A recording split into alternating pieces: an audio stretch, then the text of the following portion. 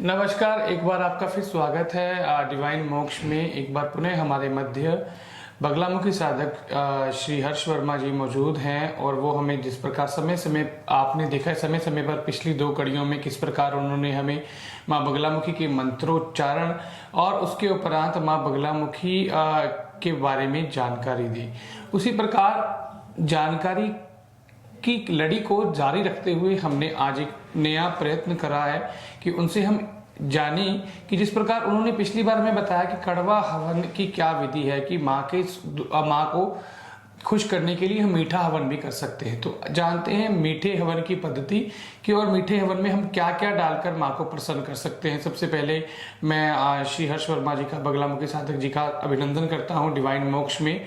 और आप जैसा कि आपने पिछले हमें बताया कि किस प्रकार कड़वे हवन से हम माँ को किस प्रकार वाक सिद्धि या कोई ऐसा जो अड़ा हमारा काम हो या रुका हुआ काम हो उसको हम सिद्ध कर सकते हैं। उसी प्रकार मीठे हवन के बारे में आप जिक्र कर रहे थे, तो मेरी प्रार्थना है कि आप मीठे हवन के बारे में भी बताइए। जी, आपने दीपक जी बिल्कुल ठीक कहा, क्योंकि मीठे हवन का प्रधान ये है कि इसमें मेन शक्कर, देसी घी, शहद, गुड़ और खीर पतासे से हवन किया जाता है। ये बहुत ही सूक्ष्म विधि का ये हवन है। इसमें ये नहीं होता कि कड़वे हवन की पद्धति पे चलना है। मीठे हवन में हम जैसे संतान प्राप्ति, कोर्ट कचहरी में विजय प्राप्ति, जमीन जायदाद आदि इसके विचार से ये हवन हम करते हैं। तो कोर्ट कचहरी के मुकदमों को जीतने के लिए या उनको अपने हक में करने के लिए भी और संतान प्राप्ति के लिए भी हम मीठे हवन का प्रयोग करते हैं। तो जिस प्रकार क्या मीठा हवन कोई अपने घर पर कर सकता है या इसके लिए भी कोई विशेष स्थान है यहाँ पे इसको किया जा सके? जी बिल्कुल, मीठा हवन घर पे भी हम कर सकते हैं। जैसे देसी घी और शक्कर, शहद के साथ हम माँ बगलामुखी का हवन घर पे भी कर सकते हैं। जी, बगलामुखी जब हवन की हम बात करते हैं तो उसमें एक बड़ा ही महत्वपूर्ण योगदान मंत्रोच्चारण का होता है। तो हर एक की जो है वो मतलब प्रोनाउंसिएशन या उसका उच्चारण करने का तरीका वो सटीक या सरल नहीं हो सकता। बगलामुखी माँ के मंत्र इतने कठिन हैं, जैसे 36 अक्षरों वाला वो मंत्र माँ का हर एक व्यक्ति के वश का नहीं है कि वो उच्चारण कर सके। तो क्या इस स्थिति में हम लोग बगलामुखी माँ को कैसे प्रसन्न कर सकते हैं? इसमें बगलामुखी में हम सूक्ष्म बीज मंत्र भी कर सकते हैं, जैसे ओम हलीम ओम, इसका उच्चारण करके ये माँ बगलामुखी का सूक्ष्म बीज मंत्र है। ओम श्री पीतांबराय नमः, ये भी माँ बगलामुखी का सूक्ष्म बीज मंत्र है। इससे भी सिद्धि की प्राप्ति होती है। लेकिन अंतर यह है कि आपके पीछे गुरु की कोई पावर होनी चाहिए। गुरु के द्वारा सानिध्य में रह के आप उनसे ये दीक्षा ले सकते हैं। तो गुरु का सानिध्य बड़ा जरूरी है, जैसे कि इन्होंने बताया ओम ह्लीम ओम और ओम श्री पीतांबराय देवी, ओम श्री पीतांबराय नमः।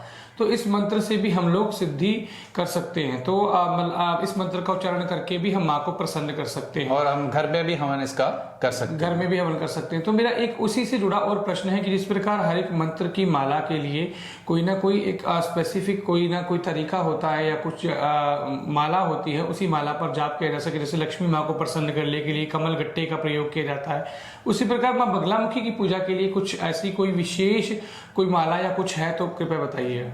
माँ बगलामुखी में विशेष माला मंत्र इस प्रकार है, जैसे कि आप हल्दी की माला ले सकते हैं या रुद्राक्षी माला, इन दोनों का ही विशेष महत्व है। तो बीज मंत्रों से ज्यादा जो है उसका शाबर मंत्र का प्रयोग भी बताया जाता है कि शाबर मंत्र उससे उच्च होते हैं।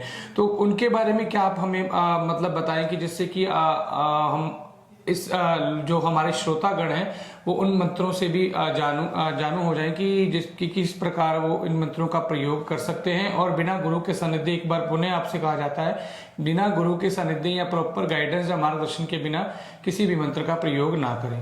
जैसे आपने शाबर मंत्र का जिक्र किया, अगर हमारे कोई गुरु नहीं है तो हम शिव को ही अपना गुरु मानकर उनके समक्ष बैठकर ये मंत्रोच्चारण कर सकते हैं। और शाबर मंत्र इस प्रकार है, ओम मलयाचल बगला भगवती महाक्रूरी महाकराली राज मुख बंदनम ग्राम मुख बंदनम ग्राम पुरुष मुख बंदनम काल मुख बंदनम चौर मुख बंदनम व्याघ्र मुख बंदनम सर्व दुष्ट ग्रह बंदनम सर्व जन बंदनम वशीम कुरु हुम स्वाहा। इस मंत्र से आप शाबर मंत्र कर सकते हैं। तो शाबर मंत्र के बारे में विस्तृत जानकारी हम अगली कड़ी में जानेंगे। आप जुड़े रहिएगा डिवाइन मोक्ष के साथ और इस वीडियो को ज़्यादा से ज़्यादा लाइक, कमेंट और शेयर कीजिएगा।